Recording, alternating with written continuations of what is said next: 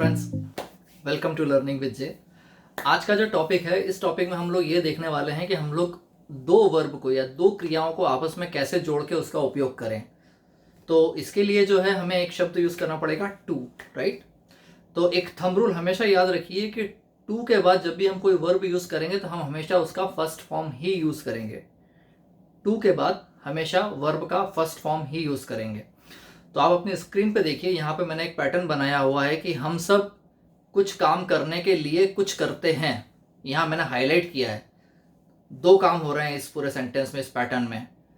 कुछ काम करने, जिसको कि मैंने येलो से हाईलाइट किया है, और कुछ काम करने के लिए कुछ करते हैं, वो आपका सेकंड काम है। यानी हम लोग कुछ काम करने के लिए कुछ काम करते हैं। यहाँ पे दो वर्ब्स यूज में आएंगी। अब अगर आप पैटर्न देखें तो सब्जेक्ट के बाद लगेगा वन के ब्रैकेट में मैंने SES या IS लिखा हुआ है। तो ये हम लोग पिछले वीडियो देखें, आपको पता ही है कि उसका क्या मीनिंग है। अगर नहीं पता है तो आप पिछले वीडियोस पर जाइए और उसे देखिए।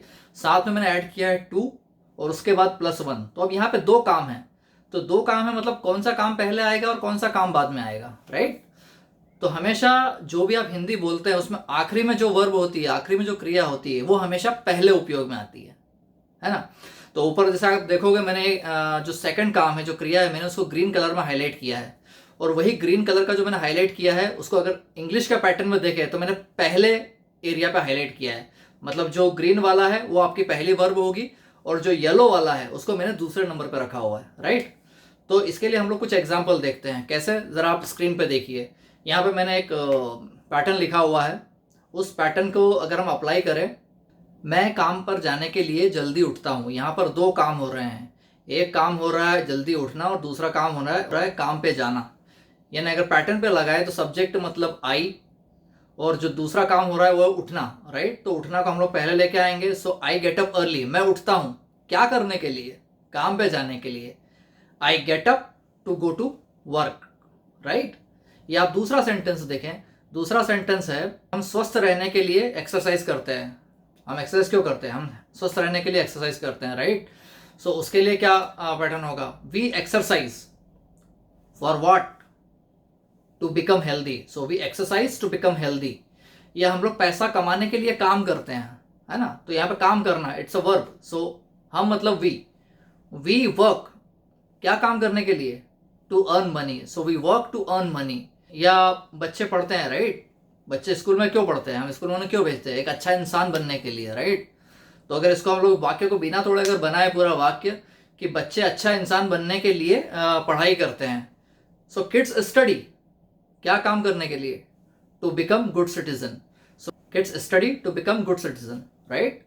या मैंने बोला कि वो हीरो बनने के लिए अभिनय सीखता है ना। वह हीरो बनने के लिए अभिनय सीखता है। आखिरी में काम क्या हो रहा है? सीखना। कौन? वह, मतलब ही लर्न्स, वह सीखता है, ठीक है। Learns what? He learns acting. लेकिन क्या करने के लिए? हीरो बनने के लिए। So he learns acting to become hero.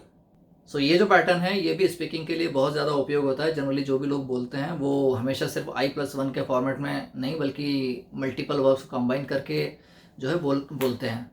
तो यहाँ पर आपको समझ में आना चाहिए कि जब दो वर्ब आपस में जुड़ रही है तो उसका मीनिंग कैसे निकलता है, राइट। तो आप इनको देखिए और इसकी प्रैक्टिस करना चालू कीजिए। अच्छा, एक चीज़ और मैंने ये की है कि मैंने आप सभी के लिए फेसबुक पर एक ग्रुप बनाया हुआ है, हिंदी टू इंग्लिश स्पीकिंग नाम से।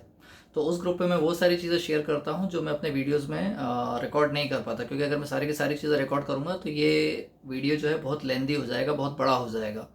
तो आप लोग उस पेज को ज़रूर ज्वाइन कीजिए, उस ग्रुप को ज़रूर ज्वाइन कीजिए, क्योंकि वहाँ पे आपको बहुत सारी इन्फॉर्मेशन ऐसी मिलेगी जो इन वीडियोस में कवर अप नहीं होती है। इसके अलावा जो आपको इंग्लिश इंप्रूव करने में मदद करेगी। हम लोगों ने देखा था कि दो वर्ब को कैसे कंबाइन करते हैं, और उसके लिए हम लोगों ने टू शब्द का प्रयोग किया था। आज हम उसी पैटर्न को थोड़ा आगे बढ़ाएंगे, और आगे बढ़ाते हुए हम लोगों ने जो पहले सीखा हुआ है उसी को यूज़ करेंगे, लेकिन उसमें हम सिर्फ टू को उपयोग करके दो वर्ब को जोड़ेंगे। जैसा हम लोगों ने पैटर्न सीखा था कि हम सब ने क्या क्या काम किया था, राइट। हम लोगों ने पैटर्न देखा था सब्जेक्ट +2, राइट, या I+2 सब्जेक्ट +2। अभी हम लोग यहाँ पे उसी को थोड़ा आगे बढ़ाते हैं। आप स्क्रीन पे देखिए, एक पैटर्न लिखा हुआ है कि सब ने कुछ काम करने के लिए कुछ काम किया था।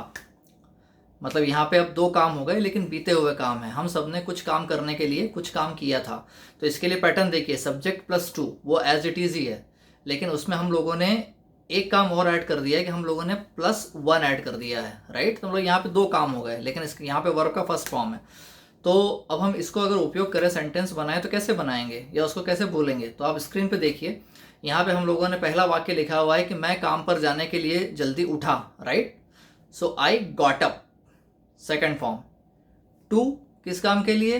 काम पे जाने के लिए, to go to work. So I got up to go to work. या अगर आप दूसरा सेंटेंस देखें, दूसरा सेंटेंस मैंने लिखा है, मैंने स्वस्थ रहने के लिए व्यायाम किया, राइट। मैंने स्वस्थ रहने के लिए व्यायाम किया। सो आई एक्सरसाइज टू बिकम हेल्दी। या अगर तीसरा सेंटेंस देखें कि हमने पैसा कमाने के लिए काम किया, so we worked to earn money. या चौथा सेंटेंस देखें कि बच्चों ने अच्छा नागरिक बनने के लिए पढ़ाई की। बच्चों ने, किड्स यहाँ पे सब्जेक्ट हो गया, सो सेकंड फॉर्म, स्टडी का second form study. So kids studied for what? To become a good citizen. So kids studied to become a good citizen. उसी प्रकार अगर हम एक और आखिरी सेंटेंस देखें कि उसने हीरो बनने के लिए अभिनय सीखा, राइट। यहाँ पे दो काम हैं, हीरो बनना और अभिनय सीखना। So he learned what? Acting. He learned acting to become hero, right.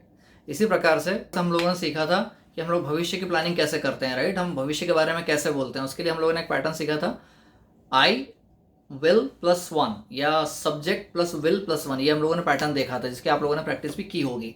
लेकिन उसी में अगर हमको दो वर्ब यूज़ करना है तो हम लोग दो वर्ब कैसे यूज़ करेंगे, राइट।